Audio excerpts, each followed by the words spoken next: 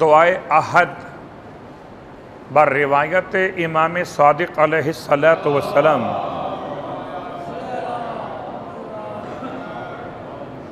ارشاد فرماتے ہیں 40 دن تک صبح کی نماز کے بعد دعائے عہد کی تلاوت کرو تو خدا تمہیں زمانہ ظہور میں زندگی نصیب فرمائے گا، اور اگر اس سے پہلے تمہاری موت واقع ہو گئی تو خدا تمہیں امام علیہ السلام سے ملائے گا۔ اور اس میں وہ الفاظ بھی موجود کہ پروردگار اگر امام کی آمد سے پہلے میری موت واقع ہو گئی تو پروردگار مجھے میری قبر سے ایسے اٹھا دینا کہ کفن میرا لباس ہو، نیزے کی نوک چمکتی ہوئی ہو، تلوار نیام سے باہر ہو، اور خدا کی طرف بلانے والے کی جواب میں لبیک کہتا ہوا اپنی قبر سے پہنچا دیا جاؤ۔ تو ملاقات حالت خواب میں ہو سکتی ہے مرحوم سے، اگر چاہیں ورثہ اور خدا بھی چاہے، ہو سکتا ہے کہ خواب کے ذریعے سے ملاقات، زمانہ رجعت کی ملاقات، ورنہ قیامت کے میدان کی ملاقات۔ ملاقات کی اہمیت سے زیادہ اہمیت اس بات کی ہے کہ جانے والا آپ سے راضی رہے، اور آپ جانے والے کو 2 کاموں میں یاد رکھیں، ایک کا نام ہے دعا اور ایک کا نام ہے صدقات۔ جیسے کہ سرکار ختمی یہ مرتبہ صلی اللہ علیہ وآلہ وسلم کی روایت فرماتے ہیں ارحموا موتاکم، اپنے میتوں پر رحم کیا کرو، بالصدقہ والدعا۔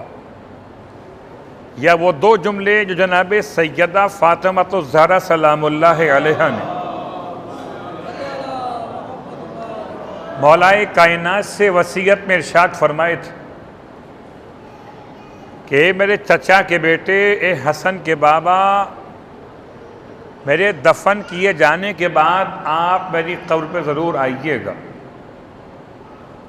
اور 2 کاموں میں مجھے یاد رکھیے گا۔ پہلا کام دعا اور دوسرا کام تلاوت قرآن مجید۔ جتنا بھی ممکن ہو اپنے گھر سے بیٹھ کر ایصال ثواب کا عنوان، قبرستان میں جا کر یہ اپنے مقام پر کہ آج قبرستان میں جانے والا کچھ ایسے اعمال انجام دے رہا ہے کہ جن کا تعلق ثواب سے نہیں ہے،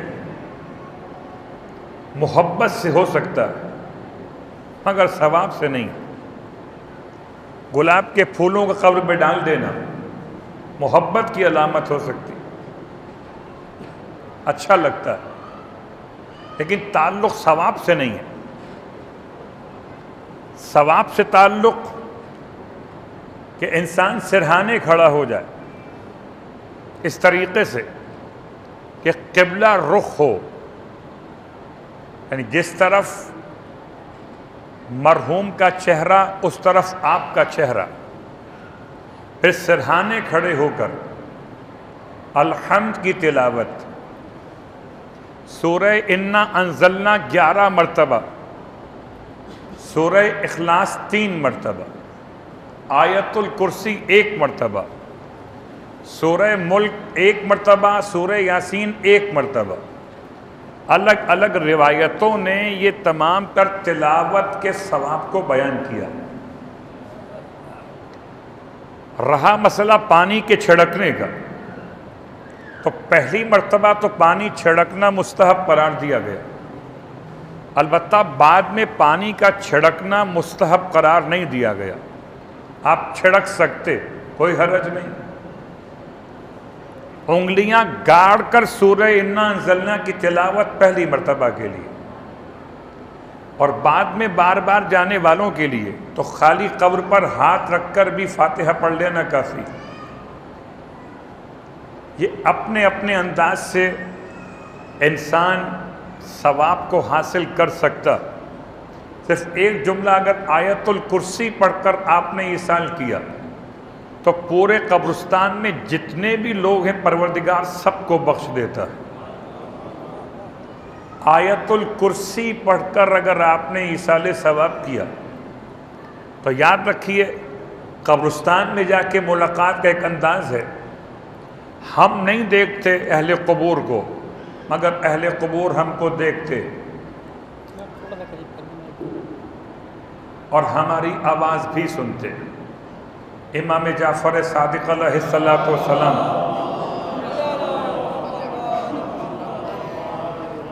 ارشاد فرماتے کہ جایا کرو قبرستان کے اندر،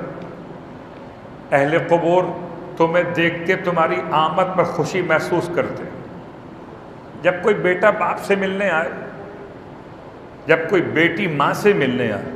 تو باپ کی خوشی کا عالم اور ماں کی خوشی کا عالم کیا ہوتا ہے، اور اگر خالی ہاتھ آئے تب بھی ماں اور باپ خوشی محسوس کرتے، اگر کچھ تحفے لے کر آئے تو کیا کہنا، اور تحفے صرف ماں باپ کے لیے لائے تو تب بھی ماں باپ خوش ہوتے، اور اگر تحفے ایسے لائے جو ماں باپ کہیں اور بھی بانٹ سکتے ہو تو ماں باپ اور خوشی محسوس کرتے۔ تو قبرستان جانے والا صرف اپنے والدین کو یاد نہ کرے بلکہ قبرستان میں جتنے لوگ دفن ہیں ان تمام کو ایصال ثواب میں شامل کر لے، تو کم از کم یہ رہتا ہے کہ بس سارے اہل قبور اس آپ کی میرے والد یا والدہ سے کہتے تمہارا بیٹا دوبارہ کب آئے گا، اس مرتبہ تو آیا تھا، ہم سب کے لیے تحفے لے کر آ گیا۔ آپ غور کیجئے، یہ گلاب کے پھول، یہ اگربتی کا جلا دینا، یہ اپنے اطمینان کے لیے ہو سکتا، گرچہ اس میں بعض تنقید کرنے والے کہتے، بہت غور کیجئے گا، ہو سکتا ہے آپ کا کانسیپٹ یہ والا کہ جو باہر بیٹھے ہوئے دکاندار ہیں ان کا کم از کم روزگار بن جاتا ہے، وہ الگ موضوع، لیکن بعض تنقید کرنے والوں کے جملے کہ قبر کے سرہانے آگ کا روشن کرنا اچھی علامت نہیں، اس میں کوئی شک نہیں ہے کہ آگ کا روشن کرنا اچھی علامت نہیں ہے، پھر خوشبو کیوں؟ تاکہ ماحول کو معطر کیا جائے، تو ماحول کو معطر کرنے کے لیے آپ اس کا کوئی اور بھی آپشن یوز کر سکتے بجائے اگربتی جلانے کی، اور اگر جلانا ہی چاہتے تو سرہانے سے ہٹ کر کہیں اور روشن کر لیجئے، صرف اس لیے کہ تاکہ خوشبو پورے ماحول میں پھیل جائے، اور سب سے بہترین خوشبو درود آل محمد کی خوشبو ہوتی ہے۔ جو سرمایہ آپ خرچ کر رہے اگربتی پر، موم بتی پر یا پھولوں کی پتیوں پر، یہ سرمایہ صدقے کے نام سے کسی غریب کے لیے